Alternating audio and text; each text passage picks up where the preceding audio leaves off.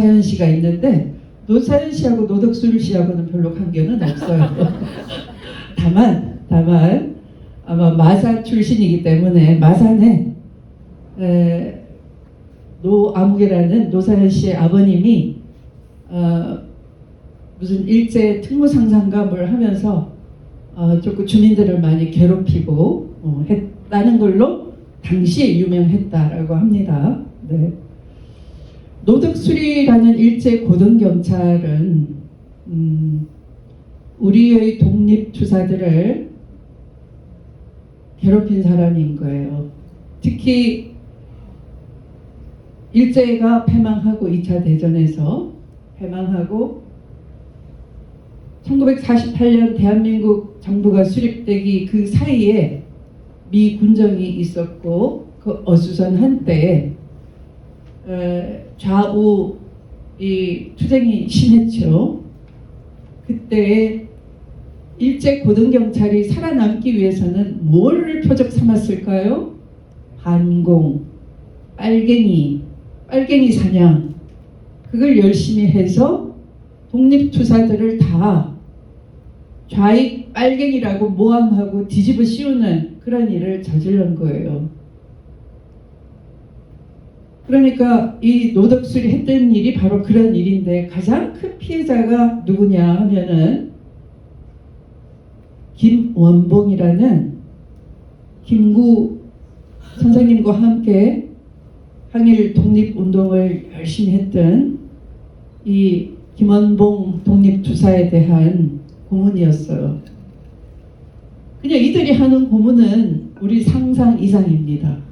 여러분 노삼원이라고 또 왜 자꾸 노씨가 나타나지? 네. 노삼원이 수첩으로 이제 수사를 받아야 되는데 검찰이 수사 안 하고 있습니다.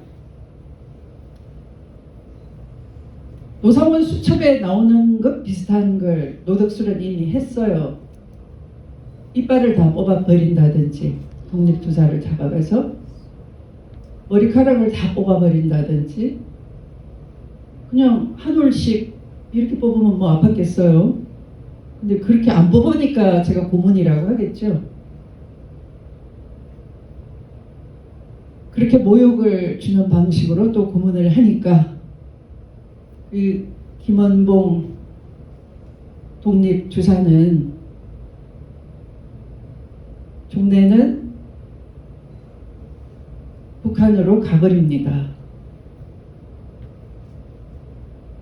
그리고 우리가 이 분을 독립투사로서의 업적을 기리는 데는 많은 시간이 흘러요. 월북을 했기 때문에. 자진월북한 배경에는 바로 노덕술이라는 일제 고등경찰의 치욕스러운 고문도 한 원인이 됐다라고 나중에 밝혀졌습니다. 이렇듯이 이 노덕술은 나중에 반민특위, 반민족 행위자 처벌에 관한 특별법에 의해서 반민특위가 만들어졌는데 반민특위가 제 역할을 못하도록 한 사람이 또 누구겠어요? 이승만이에요. 해체를 시켜버리죠. 그리고 친일 세력들과 국정을 같이 협력을 받아서 나라를 통치하게 되는데 심지어 이 노덕술을 반민특위가 체포를 하니까 일제 치하의 친일 경찰들이 다 똘똘 뭉쳐가지고 주소하고 반민특위 가족들을 괴롭히고 막 일부러 관제dem으로 벌리고 이래서 이승만이 그 핑계로 풀어주게 되는 거죠. 그래서 이승만이 독재를 하기 위해서 이용한 권력이 바로 경찰 권력이에요. 그래서 친일 고등계 경찰은 다 방면이 된 거죠. 우리가 죄를 묻지 못하고 만 거죠. 이승만이 단독 정부를 수립하려고 할 때 저 제주에서는 48년 4월 3일 무장봉기가 일어납니다. 제주도민들이 항거하고 제주도민들을 잡아가둔 파출소, 지서를 습격하는 일이 일어납니다. 그걸 제주 4.3이라고 하죠. 제가 국회의원이 돼서 제주 4.3 역시 그때 무장봉기 했던 분들, 제주도민 모두 희생자임에도 불구하고 국가폭력에 의한 희생자임에도 오랫동안 빨갱이 또는 빨갱이를 지원, 응원했던 사람들이라는 누명을 쓰고 꼼짝달싹 못할 때 제가 그래 진상규명 한번 해보자, 그런 진상규명법을 만들었습니다. 그래서 제가 이제 제주 명예도민 1호인데요. 그 공로로. 네. 조금 있으면 이제 제주 4.3이 되는 거죠. 그때 이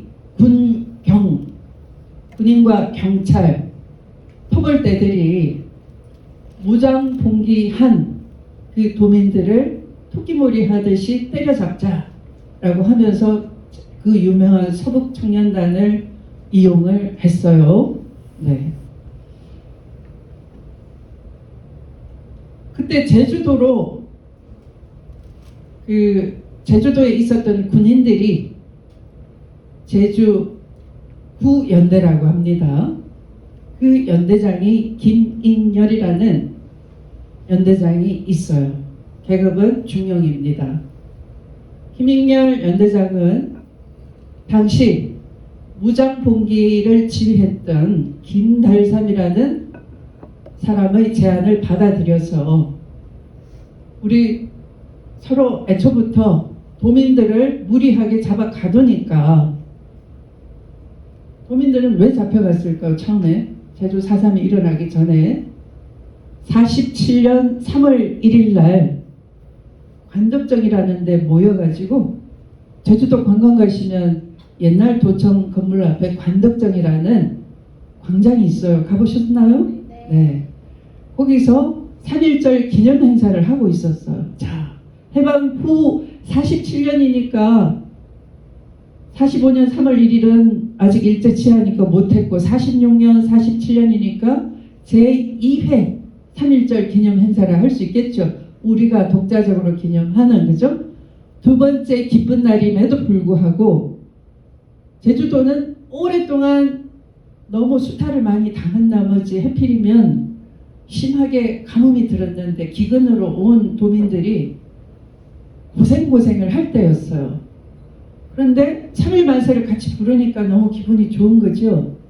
사람들이 3.1 만세를 부르고 있을 때 무리하게 이 김하병 순사가 총을 쏴버린 거예요. 사람이 죽었어. 그러니까 배고프고 항의할 데도 없었던 그때는 미 군정하니까 누구를 상대로 어떻게 하겠어요? 근데 미 군정 아래에서도 역시 유학 가서 영어에 능통하고 끈앞풀이 있는 네트워킹이 있는 친일 세력들이 제주도에서 또 판을 치고 있으니까 사람들이 그 3.1절 기념식에서 발포 명령으로 죽거나 다친 사람도 있는데 거기에 대해서 당연히 한글을 하겠죠? 한글을 했다고 해서 오늘날 여러분들처럼 촛불을 들었다고 해서 또다시 폭력하고 잡아가지고 그것을 따지고 풀어달라고 한다고 또다시 학교 선생님, 우체국 공무원 뭐 할 것 없이 또 잡아가고 이런 일이 연달아 발생을 했어요. 그래서 일어났던 일이 제주 4.3 무장 봉기였으니 당연히 군인이나 우리 제주도민이나 서로 다치니까 방면해주고 서로 협상합시다 라고 제의를 하고 그 연대장 김인열 씨도 이걸 받아들여서 협상을 했다는 이유로 이승만이 화가 나서 파면해버린 거예요. 연대장에서. 그리고 여수로 쫓겨갔어요. 여수에는 14연대가 있었어요. 당연히 도민들 저항이 세니까 공경 토벌대가 밀리겠죠? 그래서 여수에 있는 14연대 보고 가서 제주도에 제압을 하라라고 하니까 14연대 군인들이 갈까요, 안 갈까요? 안 가요. 안 간다고 했다고. 안 간다고 했다고 그걸 반란이라고. 그래서 이게 여수 순천 반란인 거예요. 이름이 잘못 붙여진 거죠. 네. 여수 순천 항쟁이 된 것은 그 당시에 같이 주민들이 군인들은 한 100여 명밖에 안 됐어요. 그 군인들과 함께 이제 봉기를 일으켰다라는 거죠. 그때 자 이게 언제 일어났던 일일까요? 1948년. 그러니까 제주 4.3이 47년에 3일 만세 불렀다고 총으로 쏴버리고 그걸 저항한다고 해서 탄압을 하니까 연속해서 데모가 일어났고 데모한다고 또 잡아가지고 가혹하게 하니까 4월 3일 날 파출소 지서를 습격한 것이고 그래서 그때 대대적인 봉기 때문에 제주 4.4 탄압이 일어났던 것이고 그걸 연대장이 도민 대표하고 무장봉기 세력 대표하고 협상하자고 하니까 그 연대장을 잘라버리고 그리고 여수에 있는 연대를 또 투입하려고 하니까 거기서 또 저항이 일어나고 그죠? 네. 연달아 일어났던 그 역사가 있는 거예요. 이 여수 순천 반란 사건에 경찰이 이승만 시대니까 경찰이 힘이 셀 때죠. 경찰이 순천지청 차장검사를 총살해버립니다. 이유가 뭐였을까요? 그 검사의 이름은 박찬길 검사인데요. 이 검사를 적결 처분을 해버립니다. 초등학교 운동장에서. 물론 많은 주민들도 총살을 당했어요. 총살한 이유가 뭐냐 하면은 이승만이 경찰에 너무 힘을 많이 실어주죠. 그러니까 빨갱이 잡아도 좋다 이렇게 되니까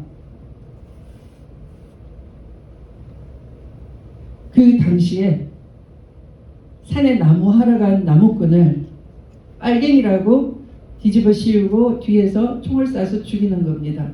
누가 봐도 그냥 그 마을의 나무꾼인데 산에 돌아다닌다고 수상해서 총을 쐈다라는 거죠. 명백히 이건 살인인 거죠. 그래서 그 박 검사가 경찰을 살인죄로 구형을 했다는 이유로 힘이 센 경찰이 검사를 주민과 함께 초등학교 운동장에 모아놓고 집단 총살을 할 때 그 검사도 포함돼서 총살을 당했어요. 그러니까 힘이 센 이 공안 통치 시대의 이승만 독재 시대의 또 전시 상황에서 경찰과 검사의 관계가 어땠겠어요? 굉장히 대립적이고 안 좋았겠죠. 그리고 검찰사에는 이 경찰한테 힘을 실어주면은 죽임을 당할 수 있다 하는 하나의 이 교훈 같은 게 돼버렸어요. 그래서 경찰한테 수사권을 줄 수 없다는 핑계거리가 이때 만들어진 거예요. 그러니까 이게 아까 전후에 전쟁이 끝난 후에 1954년 형사소송법 만들어질 때에 여수 순천 항쟁 당시에 경찰이 검사를 적결 처분해서 죽인 것 이런 것이 하나의 그 조직 내에 뼈아픈 역사가 돼서 경찰한테는 절대 수사권을 줄 수 없다 하는 역사적인 명분 계기가 되기도 했던 거예요. 자, 그래서 이 한국 전쟁을 거치면서 전쟁 이후에 공안 통치 수요 때문에 경찰 권력이 막강해졌고 검찰 경찰의 역사는 대립의 관계, 협조적 협조적 협력 관계가 아니라 역사적으로도 이렇게 서로 죽고 죽이는 대립의 관계가 있었던 거예요. 자, 다른 나라는 형사사법 정의를 실현하기 위해서 다른 나라는 사법경찰관리와 검사의 관계가 어떤 관계일까요? 협력적 관계입니다. 우리나라는 수직적 관계이고, 또한 검경수사권 과정에서 보듯이 서로 내가 권한을 더 많이 차지하겠다라는 것 때문에 갈등의 역사 또는 대립의 역사를 할 수 있어요. 그렇기 때문에 수직적 관계인 거예요. 자, 그렇게 해서 이제 이승만 시대에 이 경찰, 검찰의 대립적 관계에서 비롯된 형사소송법이 검찰, 경찰의 관계를 상명하복 관계, 협력적 관계가 아니라 수직적 관계, 상명하복적 관계로 놓고 수사권도 안 주고 그렇게 시작이 됐겠죠. 자, 그리고 난 뒤에 그 다음에는 어떻게 됐을까요? 검찰이 권력의 중심에 들어가는 시대가 오게 됩니다. 언제일까요? 바로 박정희 시대입니다. 이제 박정희 시대에서 1961년에 개헌을 하게 되죠. 자, 박정희가 5.16 쿠데타를 일으키고 개헌을 하게 되는데, 그때 오늘날과 같이 검사가 영장 청구권을 독점하게 되는 헌법 조항이 그때 박아집니다. 그 전까지는 영장 청구권자는 검사와 사법경찰관 이렇게 나란히 돼 있었는데, 이때 박정희 때에 사법경찰관의 신청에 의하여 검사가 청구하는 것으로 바꿔놓은 거죠. 박정희는 아까 여수 14연대가 제주 4.3 제압하러 가라라는 명령을 받을 때 박정희도 역시 그 군대에 있었어요. 박정희는 사상적으로 어떤 사람이었을까요? 형님 박상희가 있고요. 대구에서 사회주의자로 유명했어요. 그리고 나중에 박정희가 5.16 쿠데타로 권력을 잡았을 때 황모라는 간첩이 내려오는데요. 그 간첩이 바로 형 박상희의 친구였어요. 사회주의자 형을 둔 사람이 최고 권력자가 되니까 그 인맥관계를 동원해서 북이 이제 내려보낸 거죠. 근데 어떻게 했을까요? 사형을 시켰죠. 네. 이렇게 박정희는 그 여수에서 군 복무할 때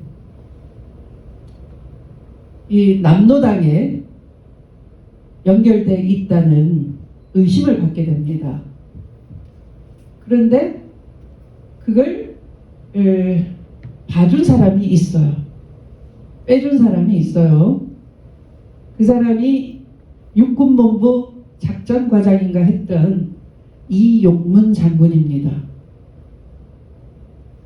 이용문 장군은 전사를 했어요. 근데 그 아들이 서울법대를 다니는데 어머니와 같이 이제 막 쿠데타를 일으킨 박정희를 찾아가게 됩니다. 왜 찾아가느냐? 이용문 장군은 전사를 하고 작고하고 없지만 아까 신세를 졌다고 그랬잖아요.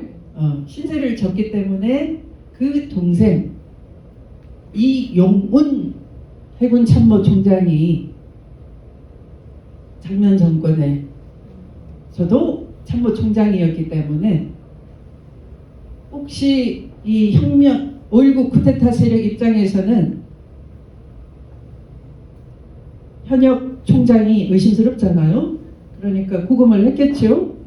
그걸 빼달라고 찾아간 거예요. 물론 잘 해결이 되겠죠. 그런데 눈에 띄었던 것은 그때 본 서울법대생 아들이었어요. 이용문 장군의 아들. 자, 그 이용문 장군이 죽고 난 후에 이제 이 아들한테 대해서 학교 어디 다니니? 서울법대요. 공부를 잘하는구나. 용돈도 주고 어려운 일 있으면 나한테 얘기해. 그 강아들처럼 생각하고 뒷바라지를 해줍니다. 박정희가. 이 사람이 이제 제1회 사법시험에 합격을 했어요. 1964년에.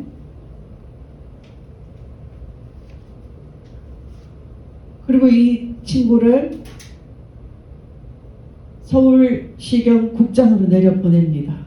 나이가 몇 살이었을까요? 30살 약관의 나이에요. 그러니까 박정희 시대는 이것이 하나의 상징하는 사건인데 이 사람의 이름은 이건계입니다. 아주 유명한 공안검사입니다.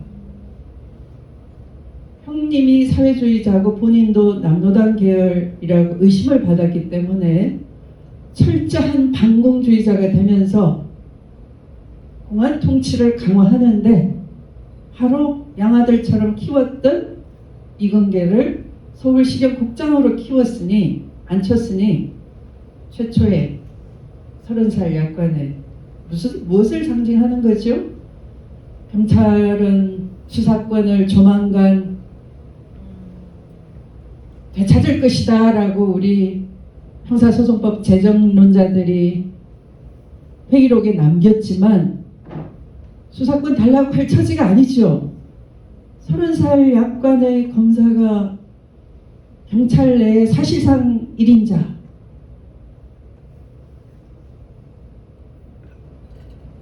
지금은 경찰청장이지만 뭐 그때는 치안본부장이겠죠.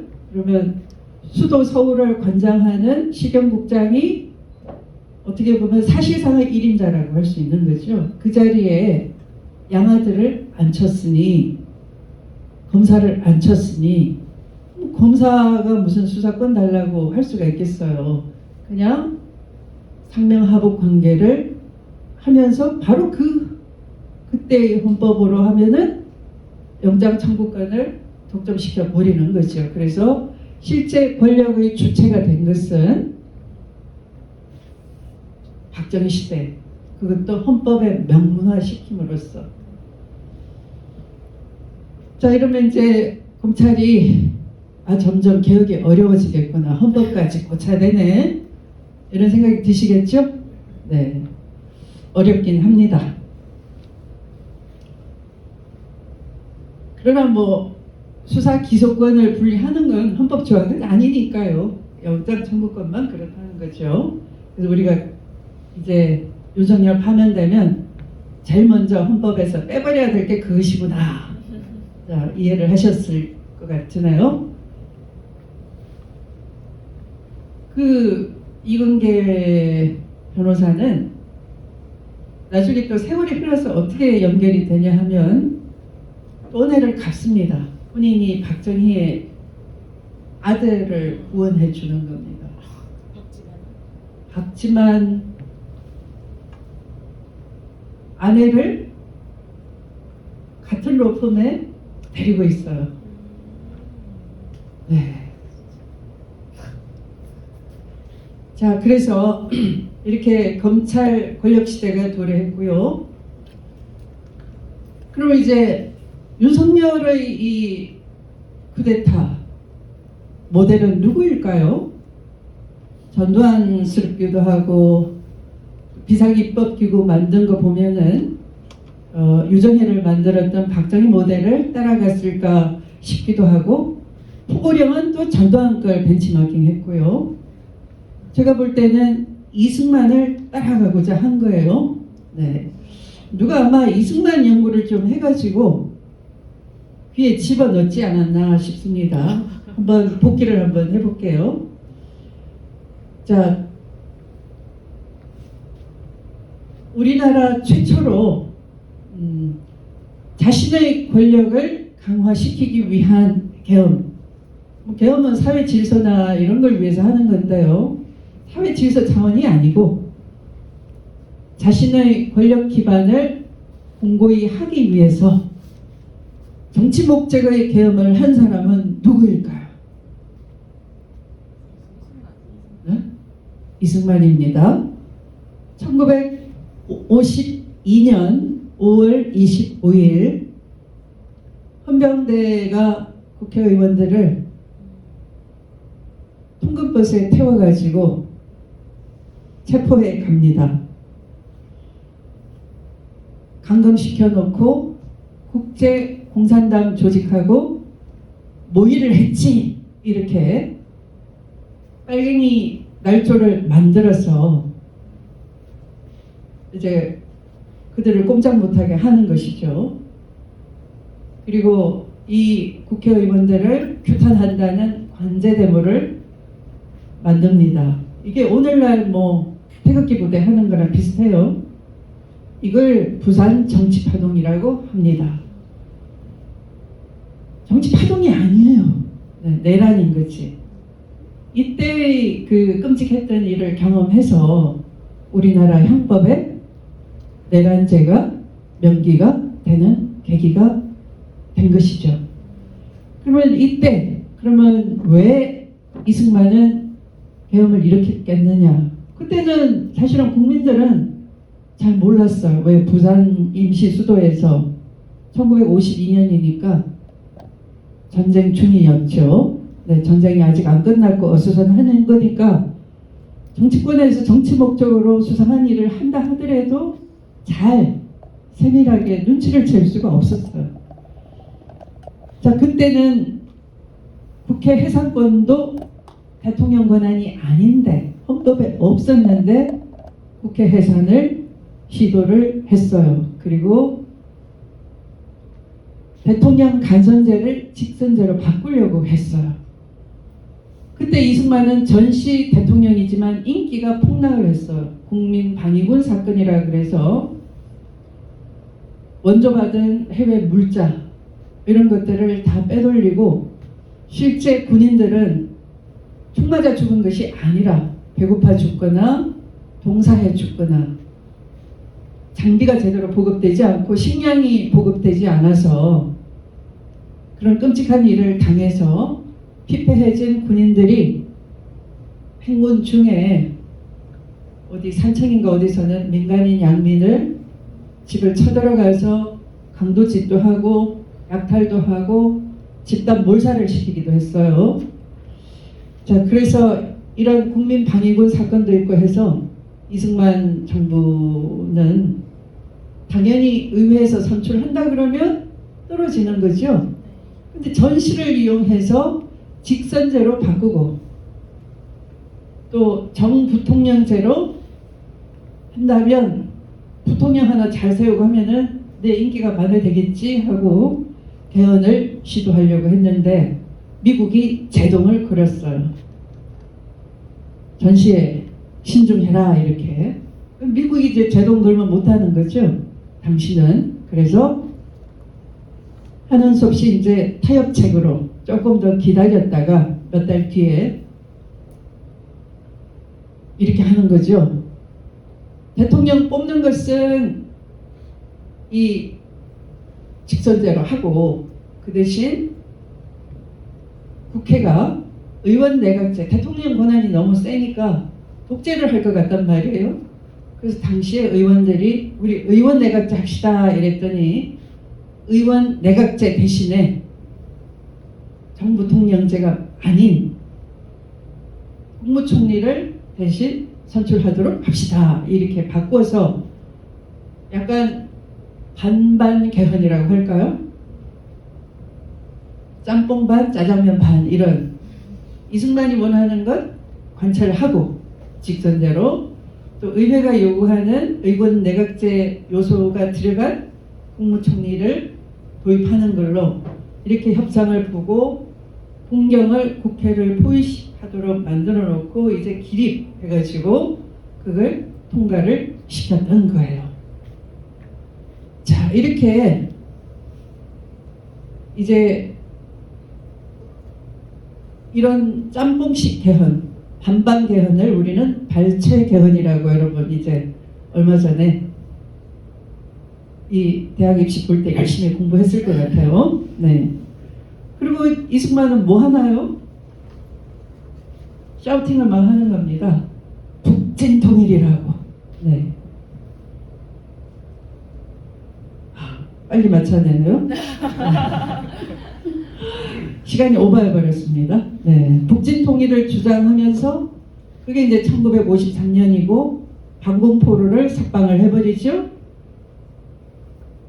그러면서 휴전을 반대하면서 반대로 미국으로부터 받아내는 것이 한미 상호 방위 조약입니다. 이게 이제 왜 비슷하다 구조가 그러냐 하면은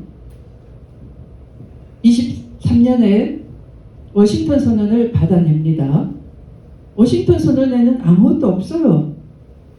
그런데 윤석열 집단이 혼자서 우기는 거죠. 우리 핵공유하기로 했다고, 나토식으로.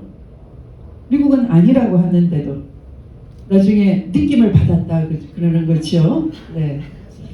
그러니까 동맹을 하나의 이벤트로 내세우고 국내 정치에 이용을 하는 거예요. 아, 내가 국내 정치에 좀 깽판을 쳐도 미국은 동맹 틀 안에서 지지를 해줄 수밖에 없구나.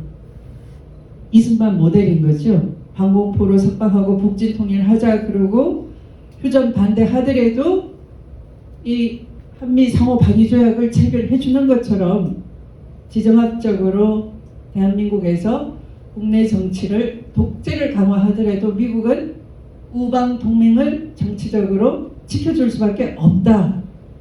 이런 사기를 친 거죠.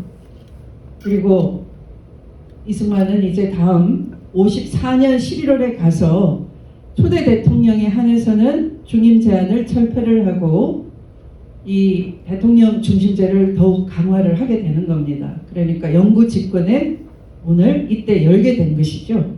이게 이제 4.4.5의 개헌이에요. 그러니까 윤석열이 저는 이번에 영장 검사들이 기각을 계속 하다가 김성훈 영장심의위원회에서 영장 기각 잘못됐다 청구해. 그러니까 청구는 했죠. 법정에 검사들이 그런데 안 나갔죠. 네. 자, 이런 것들이 그토록 집요하게 비하폰을 지켜야 되는데 뭐가 떠오릅니까? 왜 지킬까요? 윤석열의 목소리, 진실도 중요하지만 그 무엇보다 개헌에 관한 것이 이 속에 있지 않을까.